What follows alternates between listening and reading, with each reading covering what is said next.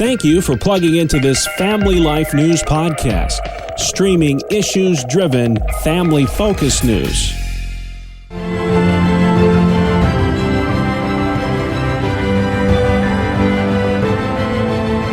It's Real Answers, our family life feature where we tackle the tough topics facing today's Christians and today's Christian families.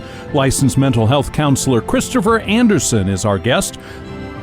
Chris, today we're aiming our conversation at young adults as we talk about career planning and preparation. We sure are. And, Greg, this is a topic that is quite personal for me, as I wrestled for quite a bit of time when I was in college with direction of career, and a lot of young adults are, so I'm really happy to have the opportunity to help and hopefully alleviate some concerns that our graduating seniors, both from high school and college, might be experiencing. What interests you in this topic?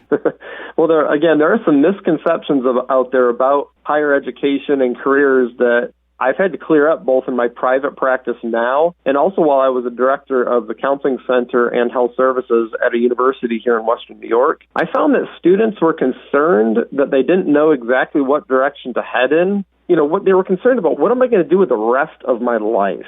I can also say that I found myself with these same concerns when I was in college, and I sought help from the Counseling Center on campus to work through these concerns.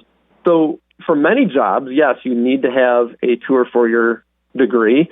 But with that said, I will also point out there's a lot of great vocational training out there in the trades, for folks who are interested in HVAC or heavy equipment, plumbing, electrical, et cetera. These are incredibly useful and lucrative career choices that don't require entering into an expensive and a very, debt burdensome college degree. But one misconception that many young people hold, Greg, is that the job market is the same as it was a couple generations ago, and that's not the case.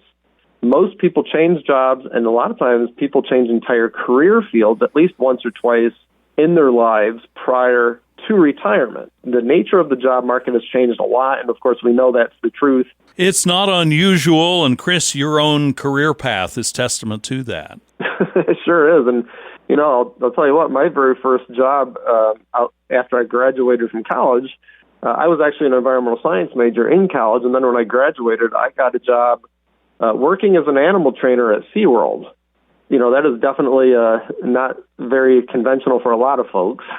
I moved after I was done working there for 3 years, I moved to the island of Jamaica, actually where I was a missionary and taught high school for a few years while I helped to start a missions organization. And I actually first started working in missions part-time while I was a college student. And God really set that spark in me to switch kind of career directions through my missions work in Jamaica to pursue something that would be of lasting significance. So that's why I didn't park my career in the environmental field, but I really feel connected with folks here as I work in private practice, and of course I continue my part-time connection to the missions work in Jamaica to this day. People that are looking for one straight, long highway of a career path, that happens less and less. Yeah, definitely. I tell clients often that if I had to do it all over again, the only thing I would change is that I would not have worried about the next step or where I will ultimately end up. I would have just enjoyed each step along the way, making the most of it, learning where I was at and learning what I could, and then allowing God to open and shut doors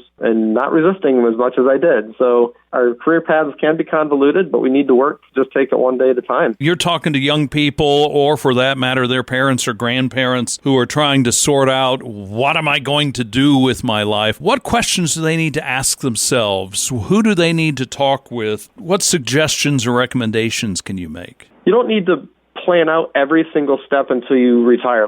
But seeking God's guidance through prayer, Bible study, and as well as godly counsel from those who've gone before us are just fantastic ways of gaining that wisdom you need to make a good decision.